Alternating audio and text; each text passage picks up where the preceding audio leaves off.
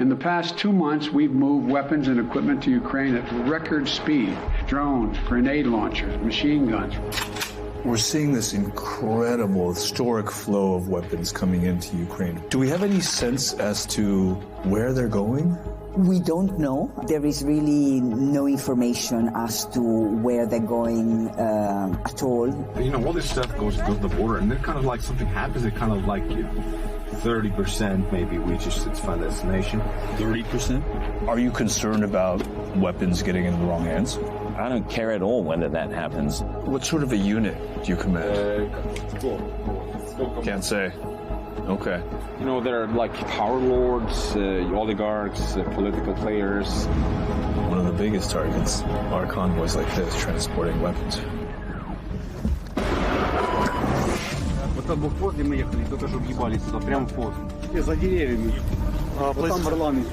Europeans had come to believe that that project of integration had effectively meant the banishment of armed force. All of a sudden, not far from the borders of the EU, was the most significant war since World War II.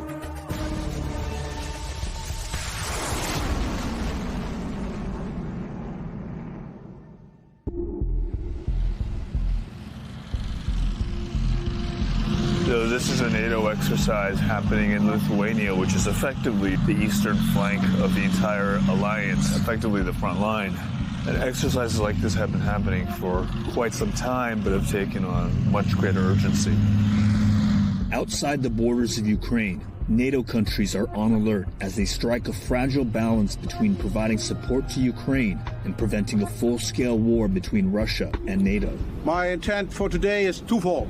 First, to see the successful integration of the German reinforcement troops we sent in March, based on the, of course, war in Ukraine. For me, it's absolutely clear Germany will remain committed, not only in the EFP business, but also in NATO. It admittedly feels like a little bit of a dog and pony show, almost like an open house or a showcase of all the weapons that are being purchased and sent into Ukraine. I think that we're arguably at the most dangerous point since the Cuban Missile Crisis. NATO is not directly at war with Russia, but a nuclear-armed Russia is at war with a NATO-armed Ukraine. And it's conceivable that that war could widen. We don't know. But this is a hot war, not a cold war. And that's why it makes it so dangerous. Ukraine and Russia have been at war since 2014, when Russia occupied Crimea, and Russia-backed separatists occupied the Donbas region of Ukraine. But the full-blown invasion in 2022 and the images of Russian tanks en route to the nation's capital of Kyiv shook the West to its core and galvanized the U.S. and Europe to ship an unprecedented level of military aid to Ukraine.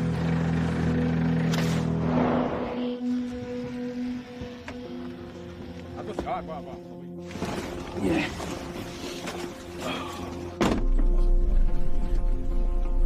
So how long have you been moving supplies into country? Since summer 2014. This whole thing, if you do it like according to the book, it takes 4 or 5 days. And I mean, we don't have that time, right? And yeah, we go now. Welcome to Ukraine. Yeah. Jonas Ullman and his team work for the non-governmental organization Blue Yellow. While weapons are pouring in, frontline fighters also need supplies like body armor, helmets, and other tactical gear. NGOs like Blue Yellow help fill that gap. We're just a few feet from the border. As soon as we came into the country, the convoy is starting a series of drop-offs. This moment, there's a huge lack of body armor. We're handing out like maybe 20, 30, 50. They will just distribute it in their networks. Different units. Yeah. Frontline soldiers don't have body armor? Yeah. Sure. For a country trying to defend itself against a much better funded and equipped aggressor, crews like Jonas's have become vital to navigating the tangle of supply lines to reach the patchwork of what are sometimes improvised military units. You as an NGO, you have to toe the line very carefully. You can only move non-lethal aid. Yes. We are cooperating with units who rely to some extent on official support, and they get weapons, etc.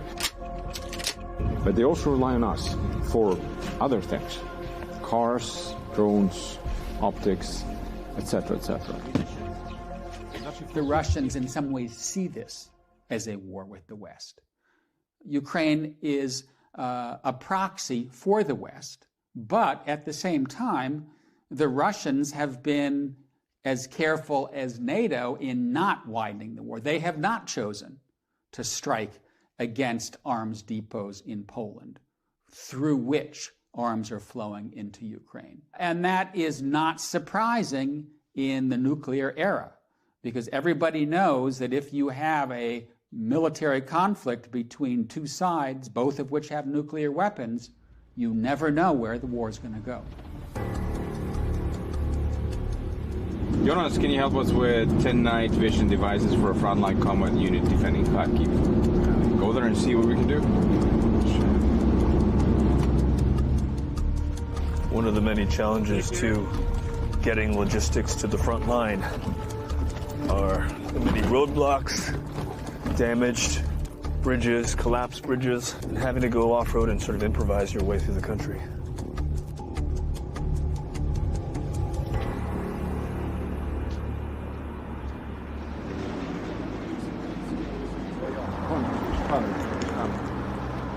Короче, вот для тебя что там есть. This woman, who asked that her name be withheld, is part of a network of civilian volunteers who are aiding in the war effort and act as links between groups like Jonas's and local soldiers. Коллиматоры есть. Да, коллиматоры давай. А планок Пикатини нету? Ну давай коллиматоры пусть ищут планки, потому что просят для ближнего боя.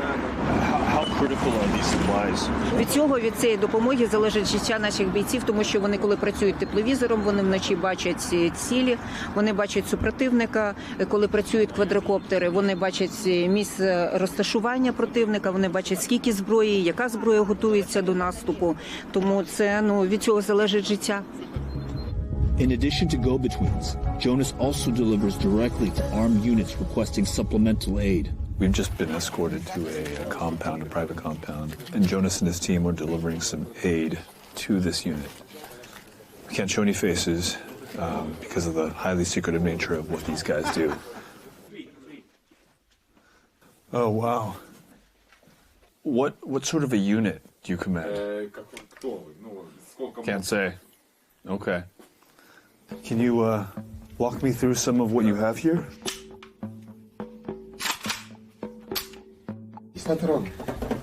And then what do you have over here? Что-то такое? Это танковый боезапас. Бронежилетный. Это пока ночной работы, коллиматор одеваешь и русских оккупантов. Можно? Ну, вот это лучше не трогайте, до гранатометных зарядов. Что не разминирует.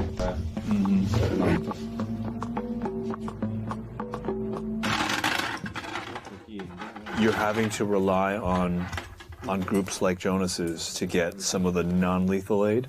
Есть форма, есть автомат. Есть пушки, снаряды и так далее. Но, допустим, есть автомат. Вот к нему нужен коллиматор, прицел. К нему нужен лазерный целеуказатель.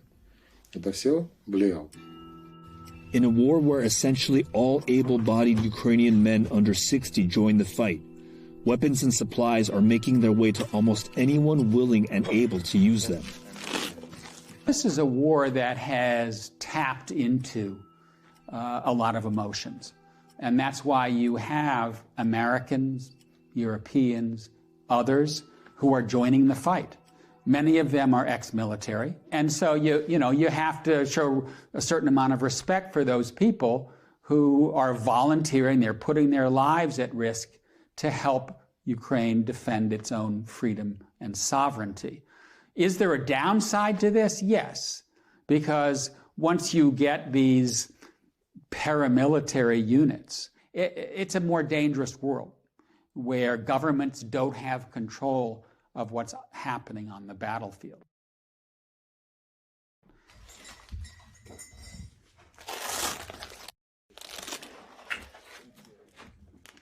Блін, часи. 6:28. О, хлопці, давайте нажимаємо.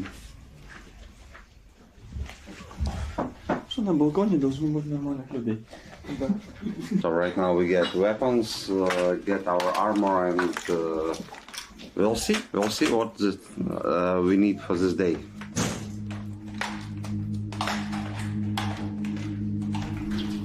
This commander, known as the Greek, and his unit of former civilian and paramilitary fighters will escort Jonas and his crew to the front line. His unit has the firepower to defend the convoy should they encounter ground forces. Я знаю. Все працює, все відробляю. Нищить москалів. Before the convoy gets underway, they rendezvous with another crew to combine supplies headed to the front line. As we follow supply lines, both non-lethal aid and lethal aid, they kind of converge here very, very close to the front. You know, this unit gets most of its non-lethal aid from Jonas and his team, and what we're seeing is all this non-lethal aid sitting right atop some of the most effective weapons of this war. Це наше озброєння, яке прийшло з заходу. Це те, що передали джавеліни.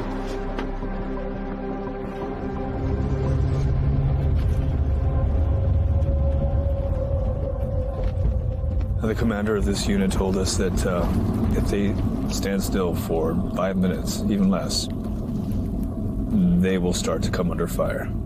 They've got to keep moving at all times, and one of the biggest targets are convoys like this transporting weapons. You're straight ahead. What did you say? I said straight ahead. Це на англійському, що я в Америку з тобою їду. Свободно. These are checkpoints now, like every half kilometer to a kilometer.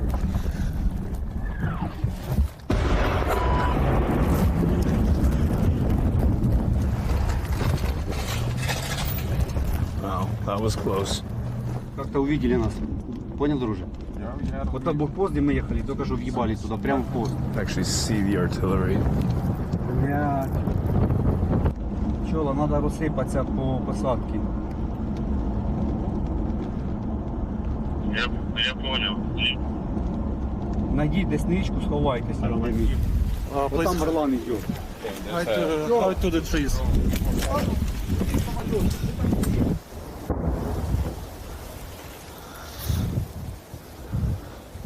Hearing a lot of incoming and outgoing shelling.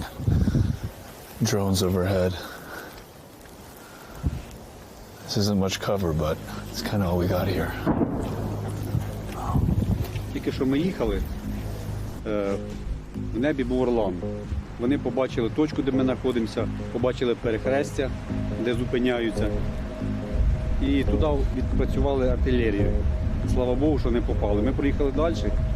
Остальна наша група поїхала вперед, і там їх теж обстріляли. Вони вернулись назад, їх опять обстріляли, вони пробили колесо. Зараз він висить, ми його зараз не бачимо. Шум, його не чути. Нам треба такі прибори, які показують, де летить БПЛА. Unable to move any further and out of sight of Russian drones, both the Greek and Jonas pull back without delivering their supplies. We had been traveling in a convoy of 4 earlier when we encountered the shelling. We have to assume that the Russian drones had eyes on all 4. So we're not traveling in 4s anymore until we are well out of range. The derailing of this supply run is one of the many ways desperately needed aid doesn't always make it to the soldiers who need it. The U.S. has sent tens of thousands of anti-aircraft and anti-armor systems, artillery rounds, hundreds of artillery systems, switchblade armored drones, and tens of millions of rounds of small arms ammunition. But in a conflict where front lines are scattered and conditions change without warning, not all of those supplies reach their destination. Some also reported weapons are being hoarded, or worse, fear that they are disappearing into the black market, an industry that has thrived under corruption in post-Soviet Ukraine. Anybody want to refill here? More? More, yeah, some more. That's for me? Okay, cool. Родился обоим травмы, обкосился.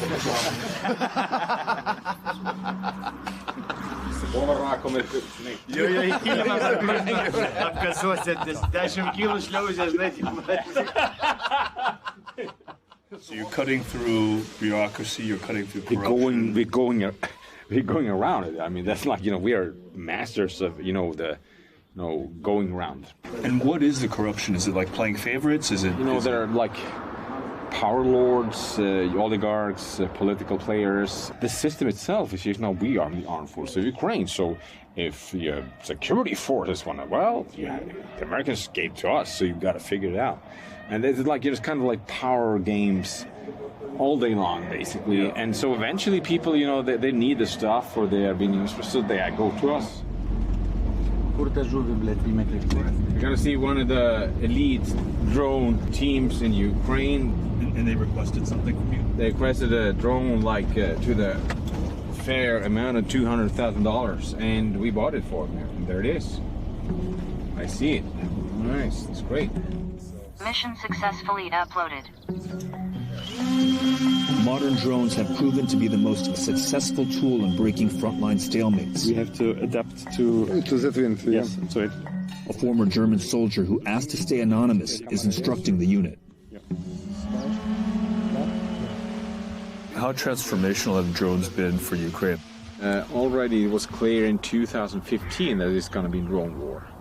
Meaning not like the Reaper level, drone war, drones, yeah. But tactical drones for all kinds of purposes. I think I lost count how many drones we're putting here. Yeah. Anti-drone kit. Taking down drones very, very far away. So you use it as a defense against drones. That's a serious looking jammer.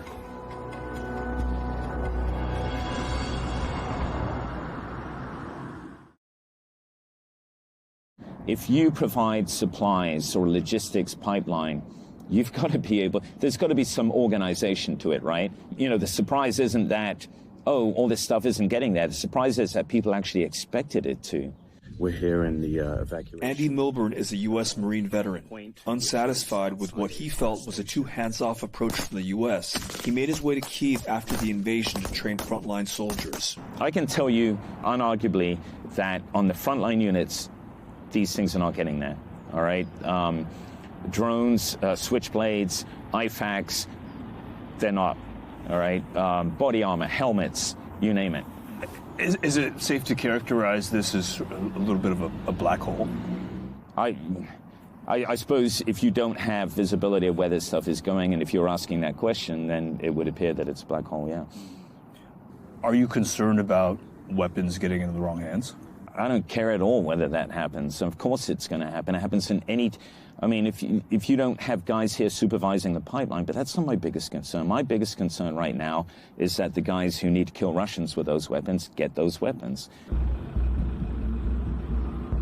We're seeing this incredible, historic flow of weapons coming into Ukraine from the West, from the U.S. and NATO countries. Do we have any sense as to where they're going? We don't know.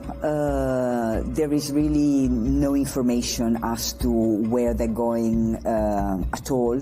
What is more worrying is that at least some of the countries that are sending weapons do not seem to think that it is their responsibility to put in place a very robust oversight mechanism to ensure that they know how they're being used today, but also how they might and will be used tomorrow. Is it appropriate for us to be asking these questions in a state of emergency? You have a country that has been invaded by a larger neighboring force.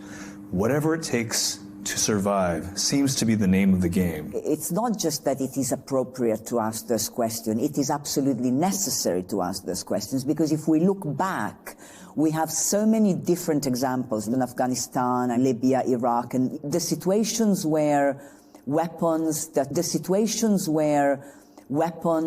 are meant for one purpose at a particular time end up going elsewhere, being used for other purposes. When ISIS took over Mosul in 2014, they came into possession of large amounts of new sophisticated weapons that U.S. forces had left for the Iraqi forces.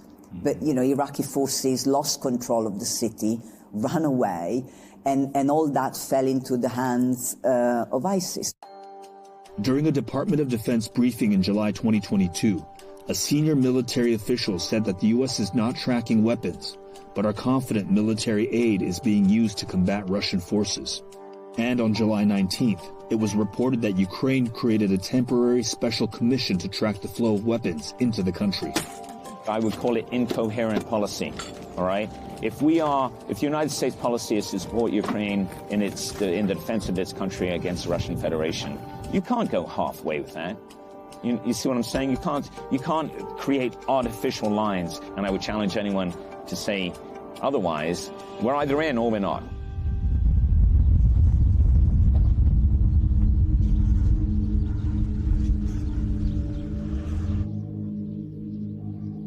We're now in the heart of the Donbas region, which is the most heavily contested part of Ukraine.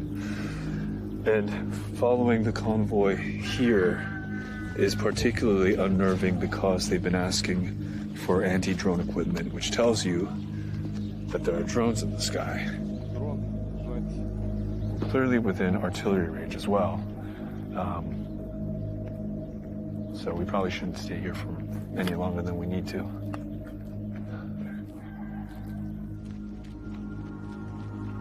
We are in the middle of nowhere. This is just Donbas. Who the f does such a thing? It's just, it makes no sense whatsoever. One of the big questions moving forward is, will there be a long... One of the big questions moving forward is, will there be a long-running Ukrainian insurgency in areas held by the Russians? And I think the answer to that is probably yes. But it depends what territories the Russians hold, how many of the Ukrainians that are in those territories stay, what territories the Russians hold, how many of the Ukrainians that are in those territories stay, but you could still see partisans, Ukrainian units of one sort or another infiltrating across the border into Russia-occupied territories to make any continuing Russian occupation costly and bloody. As we fuel Ukraine with so much of this, isn't there a danger that we're just creating the next insurgency, the next failed state? That's one of the reasons we have to win the war. I mean, if we lose the war, if we have this kind of gray zone, semi-failed state scenario or something like that, that's why we got to win. If you do this, you funnel lots of lethal resource into place and you lose. Then you will have to face the consequences.